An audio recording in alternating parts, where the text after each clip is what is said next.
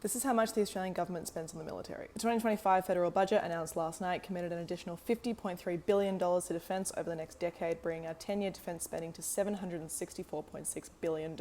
That is an extraordinary amount of money, more than double the initial cost of the controversial Stage 3 tax cuts that have since been amended. To put $700 billion in perspective, making undergraduate uni degrees completely free for all domestic students will cost about $7 billion a year, or $70 billion over 10 years, according to the Australian Institute, just 10% of the defence budget. With the new federal budget, the annual defence bill will hit a record of $53 billion a year, up from $39 billion last year, and is projected to surpass $100 billion annually by 2033, or 2.4% of our GDP. This is part of a massive defence shake-up to keep Australia safe amid what the Defence Minister called the most challenging strategic environment since World War II. So just looking at the bonuses included in this budget, Defence got an extra $5 billion for this year alone. That's more than rent assistance, that for just this year gets an extra $500 million to raise the payments by $19 a fortnight, more than the $600 million boost to Service Australia for more staff to help manage the backlog of people trying to access welfare payments, more than the changes to HECS indexation that'll cost about $3 billion in foregone revenue,